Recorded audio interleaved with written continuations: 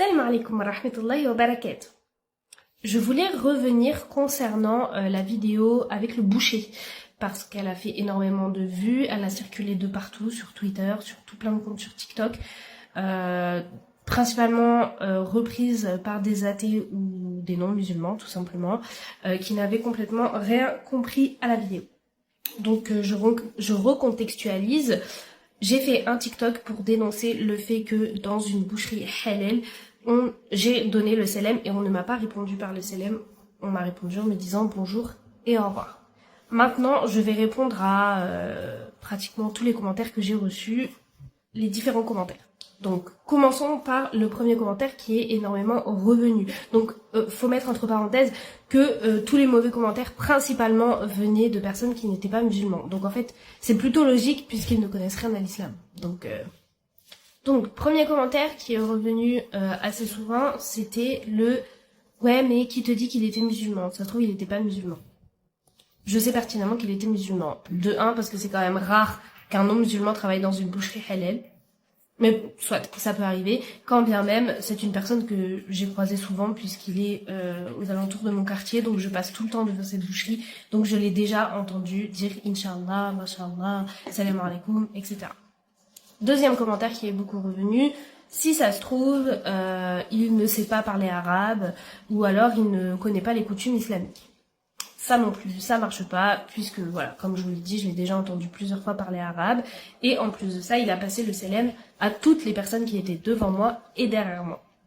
Encore, ces commentaires-là sont aussi venus de musulmans, donc voilà. Là, je vais m'attaquer aux commentaires que seuls les non-musulmans m'ont mis, et je crois que c'était la plus grande majorité des commentaires. Le fameux, oui mais ici, on est en France, donc on parle français. Sauf qu'en fait, ces personnes-là n'ont pas compris que la langue, c'est pas le problème. Le français, c'est pas le problème. Le fait qu'il m'ait répondu en français, c'est pas le problème.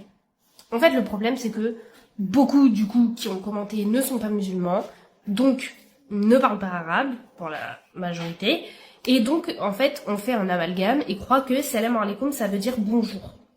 Et ça veut dire au revoir. Et du coup, tout le monde m'a dit, ouais, mais il t'a juste répondu en français, donc ça va. Mais non, il m'a pas répondu en français puisque je ne lui ai pas dit bonjour. Salam alaikum ne veut pas dire bonjour ni au revoir.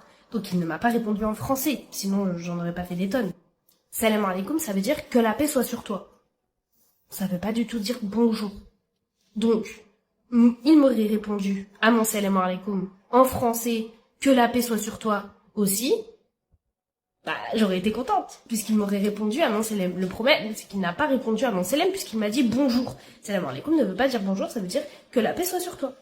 Ensuite, on m'a beaucoup dit, oui, mais bon, en soi, il t'a quand même dit bonjour, il a été poli, pourquoi t'en fais des tonnes? Le problème, c'est pas qu'il ait été poli ou non, en fait. C'est que, c'est encore le problème de parler quand on ne connaît pas un sujet. Mais forcément, si vous étiez un petit peu renseigné sur l'islam, vous sauriez que la coutume islamique, c'est de passer le salam, c'est de dire salam alaikum à un musulman quand on le voit. Et le prophète, alayhi salatu wassalam, a dit, si quelqu'un parle avant de passer le salam, alors ne lui répondez pas. Et Allah a dit dans le Coran, si vous êtes salué par une salutation, alors saluez par ce qui est meilleur qu'elle, ou alors rendez-la.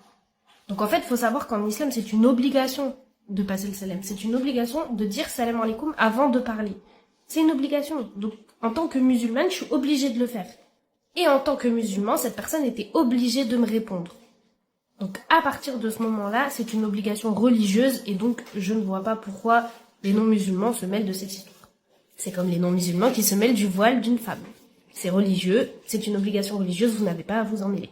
Et après, pour tous les commentaires qui m'ont dit, ici t'es en France, si tu veux pratiquer ta religion comme tu veux, et passer le salam à qui tu veux, tu vas dans un pays musulman. Eh bien non, puisqu'en fait, l'islam ne se ferme pas à un seul pays. L'islam, c'est la religion du monde entier. Tout le monde peut être musulman. Je suis française, auvergnate, de parents auvergnats, de grands-parents auvergnats et derrière-grands-parents auvergnats. Et je suis musulmane et ça ne changera pas.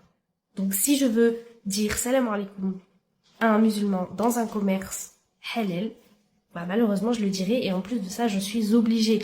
Donc je préfère obéir à mon créateur plutôt qu'à vous, ces créatures. Donc voilà, j'espère avoir répondu à tous ces mauvais commentaires et que peut-être que ce sera un petit peu plus clair pour les personnes qui n'ont pas compris, parce que je pense que tous les commentaires n'étaient pas forcément malveillants, mais étaient plus dans l'incompréhension, forcément, puisque tu crois que salam alaikum ça veut dire bonjour, bah qu'on me réponde bonjour en français, tu comprends pas, je peux totalement le comprendre, mais c'est pour ça que avant de parler d'un sujet, avant de lire dans les commentaires, essayez de vous renseigner un minimum sur le sujet, parce que sinon en fait bah ça fait des incompréhensions et ça fait que bah des fois en plus vous pouvez vous rendre bête parce que vous êtes sûr de votre bêtise alors que vous avez tort. Donc voilà, salam alaikum.